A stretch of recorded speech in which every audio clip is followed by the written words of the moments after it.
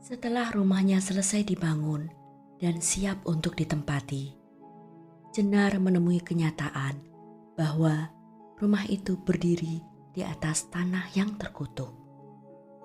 Pertemuannya dengan Nisaka, si kuntilanak perempuan penunggu rumahnya, menguak tabir misteri dan tragedi yang tersimpan sejak ratusan tahun yang lalu. Selain Nisaka, ada juga Luhung, seorang pemuda yang mati akibat fitnah keji yang akhirnya menjadikan pemuda itu sebagai sesosok kuntilanak lelaki yang memburu para pembunuhnya. Peristiwa apakah yang akan menimpa Jenar? Akankah ia mempertahankan rumah itu? Ataukah ia memilih untuk meninggalkan rumah itu begitu saja? Kisah ini sebagian besar adalah pengalaman nyata yang dialami oleh penulis.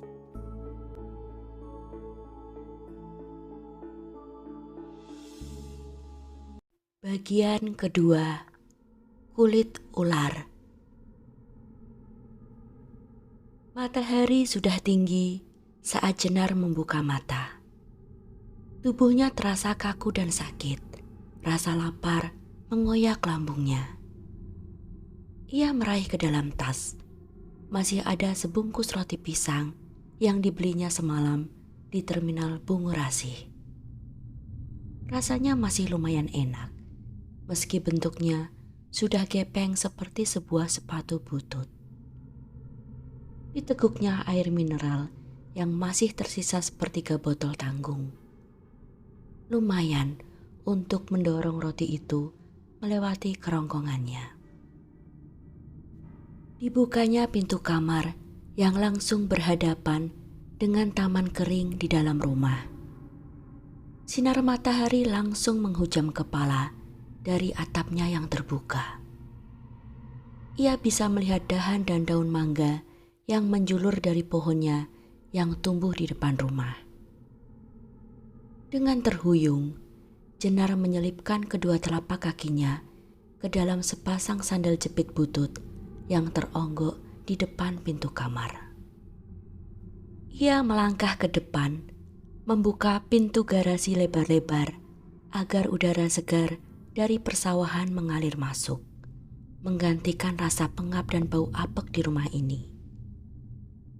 Ia hendak mulai menyapu saat terdengar gawainya berdering nyaring.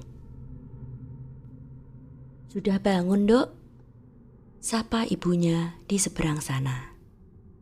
"Sudah, Bu, baru saja," jawab Jenar.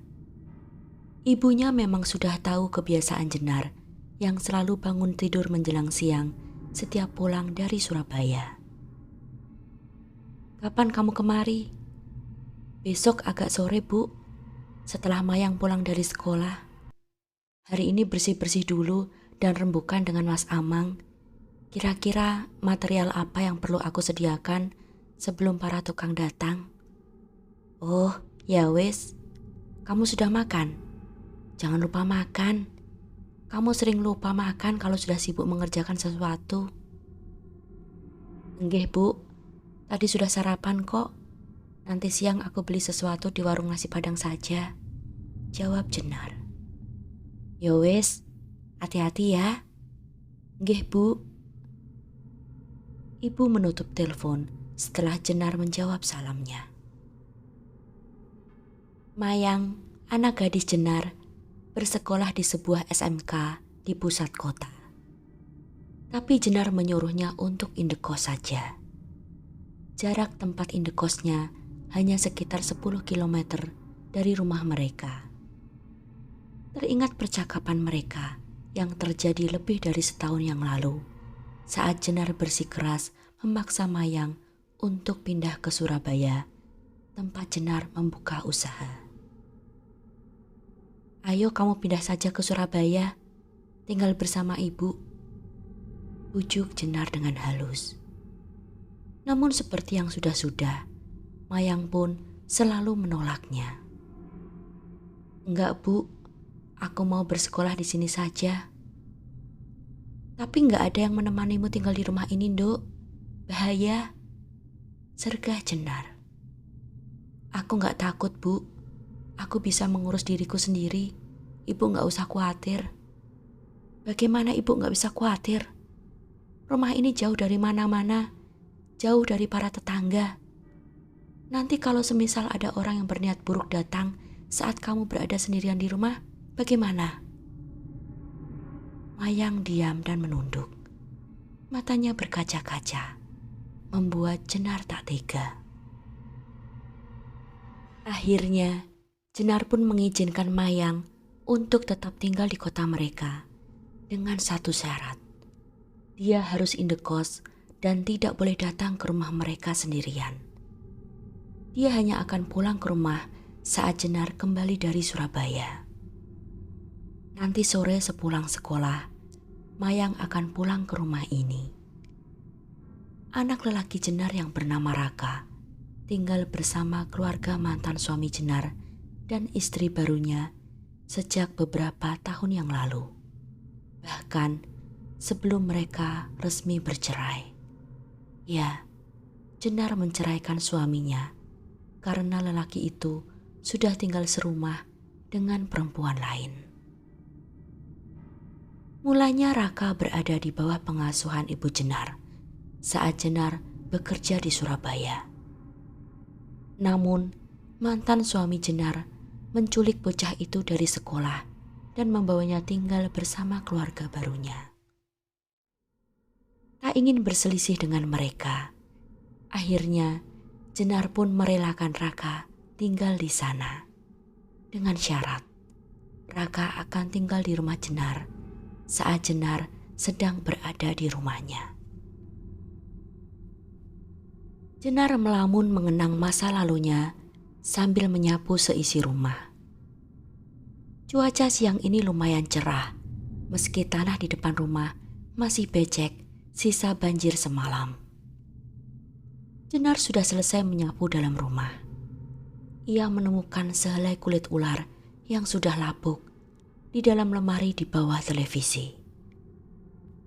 Ukurannya cukup besar, membuatnya waspada kalau ular itu masih berada di dalam rumah ini. Lalu ia mengepelnya dengan memberikan cairan pembersih lantai berbau karbol, lebih banyak dari biasanya, untuk mengusir bau apek dan amis di dalam rumah. Kini rumah sudah lumayan tampak bersih. Jenar menuju ke dapur dan mencuci semua peralatan masak dan makan yang berdebu. Sambil mencuci piring, ia memasukkan pakaian bersih yang berbau apek dari dalam lemari ke mesin cuci. Dihidupkannya televisi yang menayangkan siaran musik, agar sedikit ada suara di rumah ini. Sedang asik mencuci piring, tiba-tiba terdengar suara seperti benda besar yang jatuh di ruang tengah di depan televisi yang hanya berjarak 3 meter di balik dinding. Lantai yang dipijaknya terasa bergetar. Jantungnya nyaris melompat saking kagetnya. Dengan berdebar-debar, Jenar mengintip benda apa yang jatuh. Ia teringat pada bekas kulit ular yang ia temukan dan ia ketakutan seandainya yang jatuh adalah ular itu yang bersembunyi di atas plafon. Jenar merinding dan melipir ke pintu dapur, bersiap lari bila ternyata itu memang ular besar. Ia tak pernah takut pada ular. Dengan lokasi rumah yang dekat dengan area persawahan dan hutan, ular adalah hewan yang tak asing baginya. Ia sering membunuh atau mengusir mereka dari dalam rumahnya. Tentu saja bila ukuran mereka masih di bawah ukuran lengannya. Namun tampaknya suara benda yang jatuh tadi paling tidak sebesar ukuran pahanya. Mudah sekali bagi ular seukuran itu bila menelanku hidup-hidup, batin Jenar. Jenar bersiaga dan mengawasi ruang tengah. Namun tak ada apa-apa. Tak ada yang bergerak mencurigakan. Siaran televisi masih menayangkan acara musik. Tak ada perabotan besar di ruang tengah itu yang sekiranya bisa dijadikan tempat untuk bersembunyi. Hanya sehelai karpet dan 3 buah bantal. Jenar penasaran. Ia mendekati ruang tengah untuk memastikan memang tak ada apa-apa.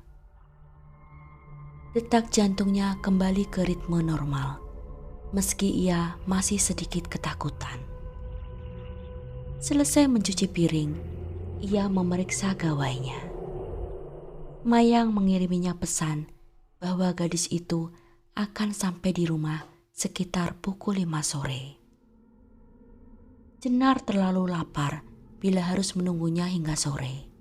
Jadi, ia pun memutuskan untuk membeli makanan sekarang saja. Jenar melangkah menuju ke depan untuk mengunci pintu. Ternyata di depan rumah melintas Pak Wagio, petani yang menanam padi, semangka, jagung, dan kacang tanah di lahan depan rumah Jenar. Lelaki tua itu tersenyum lebar memperlihatkan gigi-giginya yang kecoklatan akibat nikotin dari rokok kretek yang dihisapnya. Capingnya tampak basah. Ia memakai kemeja lengan panjang yang lusuh dipadu dengan celana bahan yang kumal. Kakinya berlumpur tanpa memakai alas kaki. Ia membawa sebuah sabit. "Kok baru kelihatan, Mbak?" Sapanya ramah. "Nggih, Pak. Baru pulang dari Surabaya. Mau kopi, Pak?" Jenar menawarkan seperti biasanya. Petani tua itu mengangguk senang, lalu duduk menggelesot di depan pintu rumah Jenar. Jenar masuk kembali ke dapur dan membuatkannya segelas besar kopi. Biasanya, Pak Wagio akan membawa gelas itu ke sawah, lalu mengembalikannya di sebelah pintu dalam keadaan kosong. Pak Wagio baik dan ramah. Jenar suka padanya. Petani itu tak pelit membagi hasil panennya bila Jenar ada di rumah. Sering ia memberi Jenar semangka, jagung, atau kacang tanah. Sambil menghirup kopinya yang mengepul, mereka mengobrol sebentar, sekedar berbasa-basi. "Syukurlah sesekali ada yang menjaga rumah, Mbak. Meski Mbak sedang di Surabaya, aku melihatnya sekitar 3 atau 4 hari lalu, tengah malam, saat berangkat mengatur pengairan sawah." Jenar tercekat. Siapa yang dilihatnya? Bukankah aku tak mengizinkan Mayang untuk pulang ke rumah saat aku tak berada di rumah? Batin Jenar. "Bapak melihat Mayang, anakku?" "Oh, hendak. Bukan Mbak Mayang. Aku hafal kalau Mbak Mayang. Aku melihatnya melintas di teras, lalu masuk ke dalam rumah. Cuma dari belakang kok. Rambutnya panjang. Adiknya Mbak Jenar mungkin." Jenar tersenyum gugup. "Oh iya, adikku, Pak," jawabnya asal-asalan. Pak Wagio tak tahu bahwa adik perempuan Jenar tak ada yang berambut panjang, dan yang jelas tak akan ada yang berani tinggal sendirian di rumah ini. "Aku bawa gelasnya, nggih, Mbak." Jenar mengangguk. Pak Wagio berlalu, melanjutkan pekerjaannya. Jenar masih termangu di depan pintu. Otaknya sibuk mencerna perkataan Pak Wagio. Siapa perempuan yang dilihat lelaki itu? Kepala Jenar berdenyut sakit memikirkan hal itu. 1000 pertanyaan mengusik benak Jenar. Namun, suara berisik di perutnya mengingatkannya kembali akan rasa lapar. Ia bergegas mengunci pintu dan menuju ke kamar mandi. Ada 2 kamar mandi di rumah ini. Satu di kamar pribadi, satu lagi di bawah tangga di sebelah dapur. Jenar memilih yang berada di bawah tangga.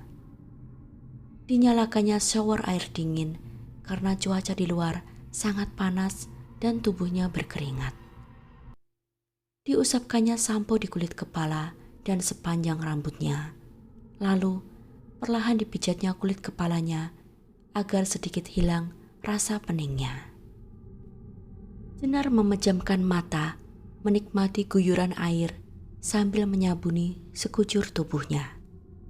Namun tiba-tiba Jenar menjerit keras. Ia merasakan ada sepasang tangan yang ikut memijat rambutnya. Secepat kilat, pijatan itu pun berhenti.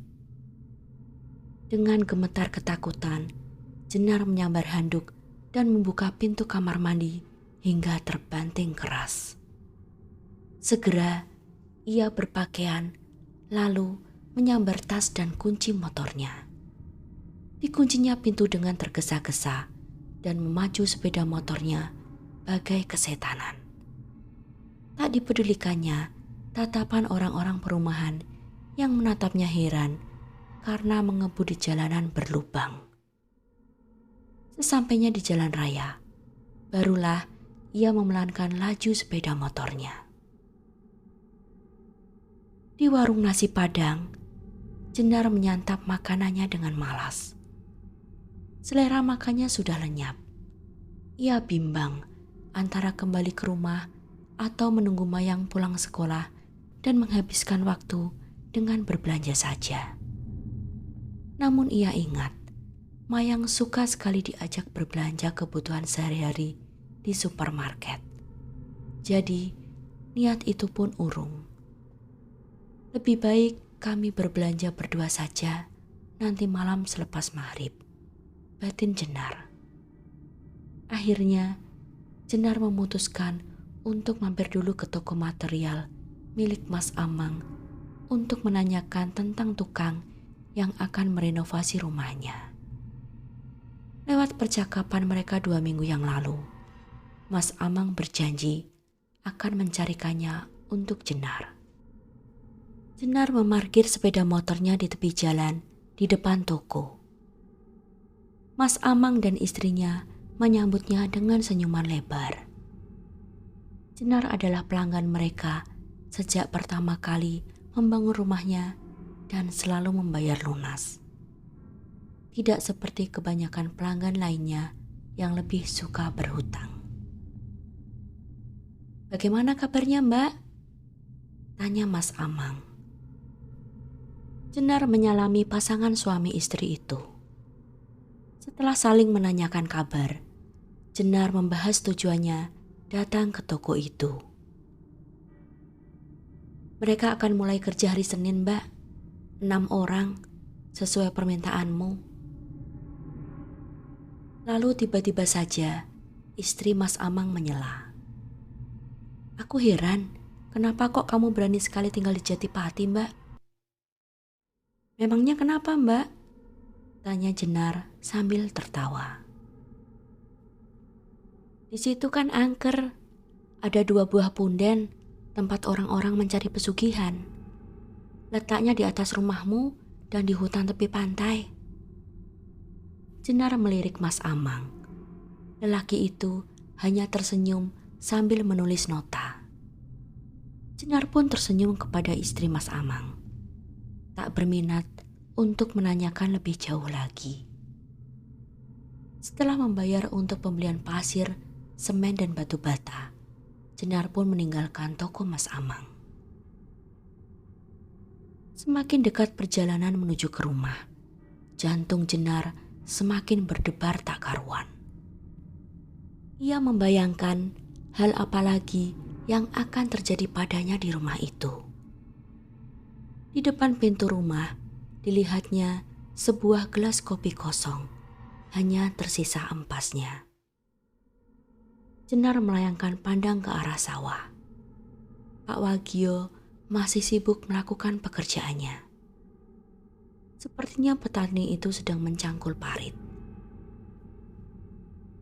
Jenar memasukkan sepeda motornya ke garasi, lalu mencuci gelas kopi itu dan menaruhnya di rak.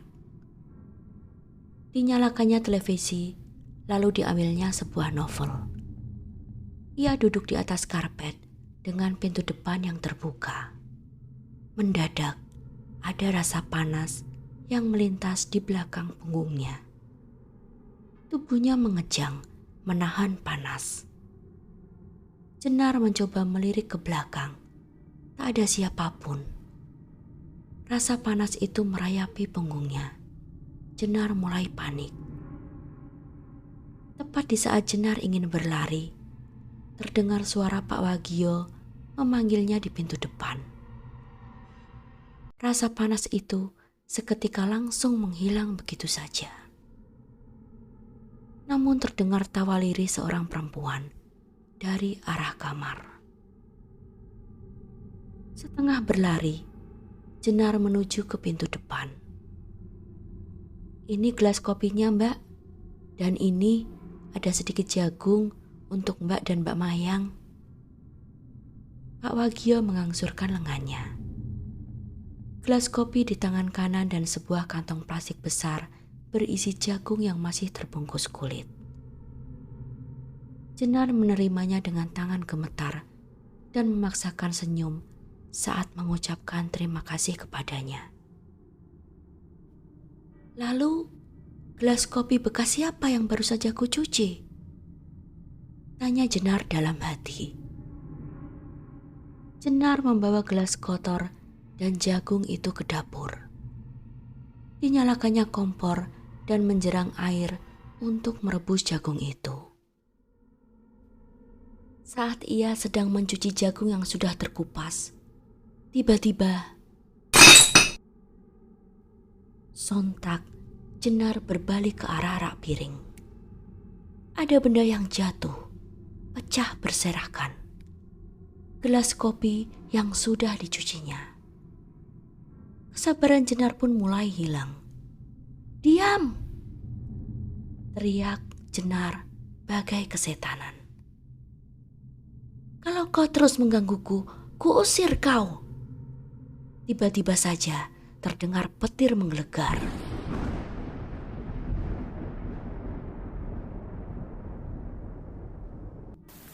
Rumah menjadi gelap. Hujan turun sekonyong-konyong dengan derasnya. Jenar mendongak, memandangi ventilasi kaca tepat di atas kepalanya. Terlihat awan hitam bergumpal-gumpal, menurunkan tetesan air hujan yang berisik menimpa kaca dan genting atap dapur. Kini dapur itu menjadi gelap. Jenar menyalakan saklar lampu dan bergegas menuju ke depan untuk mengunci pintu. Sekilas dilihatnya Pak Wagio berlari-lari melintasi pematang sawah menuju sepeda motornya lalu pulang. Kini tak ada seorang manusia pun yang berada di sekitar rumah itu. "Aku sendirian," gumam Jenar.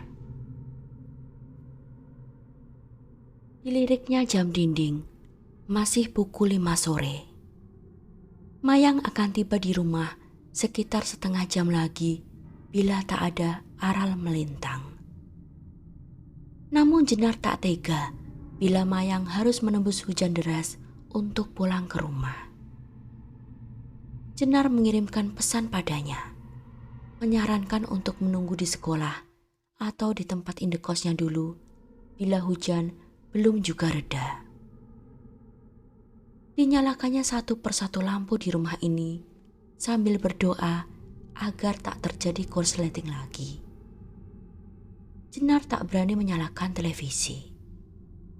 Letak rumahnya yang berada di area terbuka dan berhadapan langsung dengan persawahan dan laut membuatnya bisa melihat petir yang menyambar-nyambar dengan leluasa. Ia tak ingin petir itu menyambar rumah. Kini tak ada lagi yang bisa ia lakukan. Jenar memutuskan untuk memeriksa rumah, kalau-kalau menemukan kebocoran. Ia menuju ke tangga. Ada air merembes dari atas yang langsung mengalir masuk ke kamar mandi. Lantai kedua di rumah itu memang belum sepenuhnya jadi.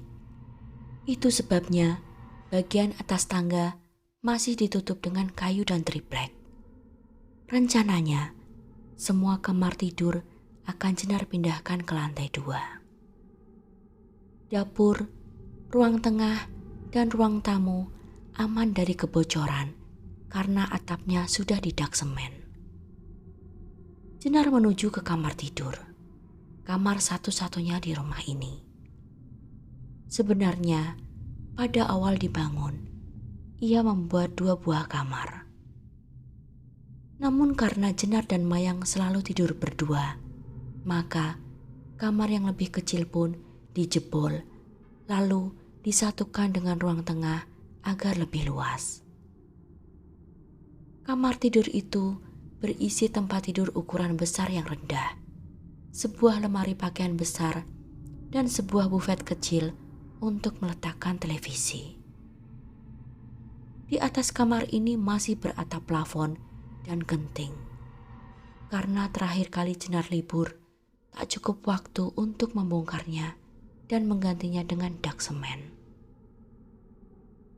Namun yang mengherankan adalah kehadiran beberapa ekor cicak yang sebelumnya tak pernah terlihat di rumah ini.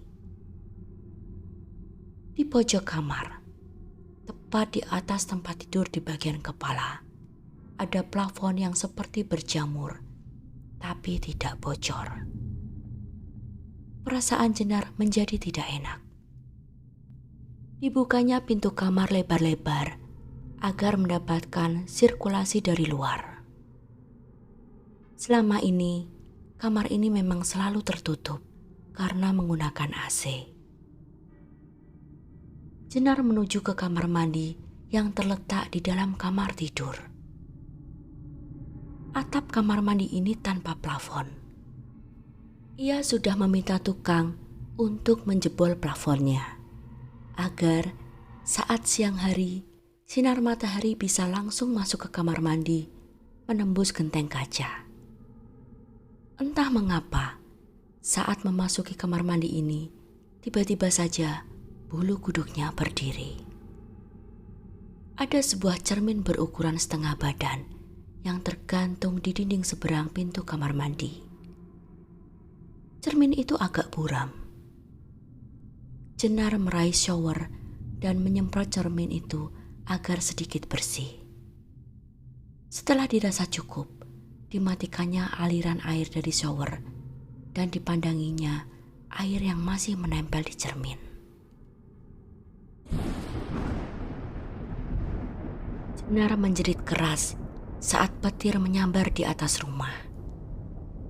Dari atas genting kaca, dilihatnya kilatan petir yang menyilaukan, disusul oleh suaranya yang menggelegar, menggetarkan seisi rumah. Jenar memegangi dadanya yang terasa sakit karena jantungnya memompa terlalu cepat.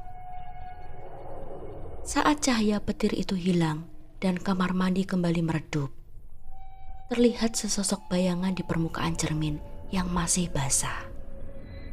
Awalnya, Jenar mengira itu bayangannya. Namun, saat diperhatikan, sosok di cermin yang bias karena air itu ternyata berambut panjang, awut-awutan. Bayangan itu lebih tinggi dari tubuh Jenar. Selama sedetik, Jenar terpaku, lalu berlari keluar menuju ke ruang tengah. Ia berdiri sambil mengusap-usap wajahnya dengan gemetar, tak ingin mempercayai penglihatannya sendiri. Baru saja detak jantungnya kembali normal. Sekali lagi, ia dikejutkan oleh suara klakson sepeda motor di luar rumah. Mayang minta dibukakan pintu garasi. Jenar menyambar kunci di atas meja dan buru-buru membukakan pintu untuknya. Mayang memasukkan sepeda motornya ke garasi, tepat di sebelah sepeda motor Jenar, lalu menggantung jas hujannya yang basah kuyup. "Ibu kan sudah kirim pesan supaya kamu tunggu di sekolah Atau di tempat indekosmu dulu kalau hujan belum reda? Kok malah hujan-hujanan seperti ini? Omel Jenar pelan sambil mengulurkan handuk untuk menyelimuti tubuh Mayang yang berbalut seragam basah kuyup. Sekolah udah sepi banget, Bu, dan aku malas kalau kembali lagi ke kos. Lagi pula, aku juga gak membaca pesan ibu karena bateraiku habis. Jawabnya dengan gigi yang gemelutukan dan buku-buku jemarinya yang memutih. Mayang meraih tangan kanan ibunya dan menempelkan punggung tangan sang ibu ke pipinya yang sedingin es. Lalu, ia mengelurkan sebuah kantong plastik kepada Jenar. Makanan yang Jenar pesan. Ya sudah, sana mandi dulu. Pakai kamar mandi dekat tangga saja yang sudah ibu bersihkan. Aku mau mandi di kamar mandi yang ada di dalam kamar saja, biar gak mondar-mandir ambil baju ganti. Tolak Mayang. Jenar teringat kepada sosok dengan rambut panjang aut-autan di cermin tadi. Jangan, kamar mandinya masih kotor, Nduk. Jijik. Banyak sarang laba-laba dan debunya. Besok aja kita bersihkan. Untunglah Mayang menurut. Gadis itu memasuki kamar tidur untuk mengambil baju ganti, lalu menuju kamar mandi di dekat tangga. Jenar berdoa di dalam hati agar makhluk apapun yang meremas rambutnya siang tadi di dalam kamar mandi itu tidak mengganggu Mayang. Sambil membuatkannya teh manis panas, Jenar memasang telinga. Kalau-kalau Mayang berteriak ketakutan. Namun hanya suara shower yang terdengar hingga ke dapur. Selesai mandi, mereka menggelar sajadah di ruang tengah untuk salat maghrib berjamaah. Lalu dilanjutkan dengan makan nasi goreng sambil mengobrol apa saja. Jenar mengamati tubuh Mayang yang agak kurus.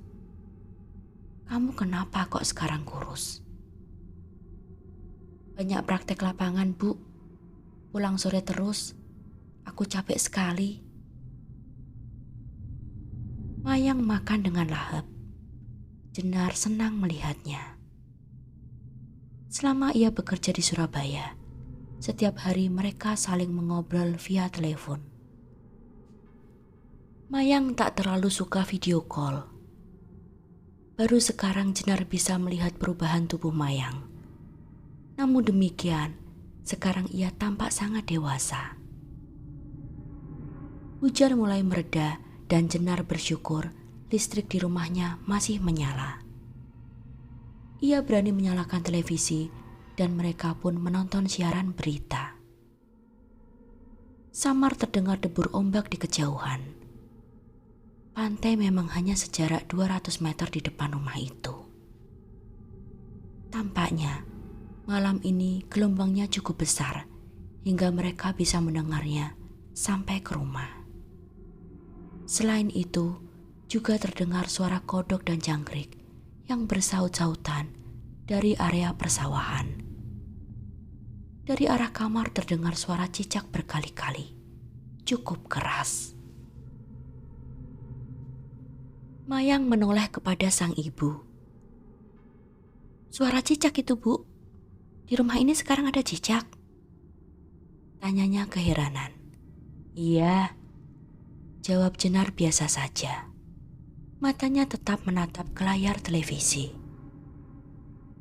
Katanya kalau ada cicak di rumah berarti ada setannya atau ada kekuatan jahat dan sihir. Jenar memejamkan mata selama sedetik, mengeluh di dalam hati. Ternyata anak ini tahu tentang hal itu dan aku sedang tak ingin membahasnya sekarang. Keluh Jenar. Namun tampaknya Mayang tak terpengaruh. Ia terus saja bercerita tentang cicak dan hukum agama tentang diperbolehkannya untuk membunuhnya. Ibu jijik sama cicak. Kamu aja yang nyemprot pakai pembasmi serangga kalau mau. Tapi besok saja. Udahlah, gak usah bahas cicak lagi. Sergah Jenar. Rasanya tak nyaman membahas tentang binatang yang berkulit liat dan dingin itu. Jenar bergidik. Teringat saat waktu kecil dulu, tanpa sengaja ia menyentuh tubuh cicak yang sudah mati. Kenyal, liat, dingin, dan menjijikkan. Mayang hanya mengedikan bahu, lalu kembali menikmati acara televisi. "Ibu takut ya?" tanyanya tiba-tiba. "Takut apa?" Jenar bertanya balik, pura-pura tak paham akan pertanyaannya. "Ya takut setan lah. Ibu gak ngerasa rumah ini aneh?" "Aneh apaan sih? Kamu itu yang aneh." Jenar tertawa. Cengiran lebar muncul di wajah Mayang. "Baguslah kalau ibu gak takut. Aku juga enggak kok," jawabnya santai sekali. Siaran berita sudah usai. Jenar mencoba mengalihkan topik pembicaraan. "Sholat Isya yuk," ajaknya. Mayang mengangguk. Mereka bergantian berwudu. Selesai salat, Jenar melakukan pembukuan hasil penjualan di kafetaria kemarin dan hari ini. Anak buahnya mengirim rinciannya 1 jam yang lalu. Mayang mengerjakan tugasnya dari sekolah. Televisi sudah dimatikan. Kini hanya terdengar suara debur ombak, tiupan angin, dan orkestra alam dari kodok dan jangkrik. Dan sesekali obrolan mereka.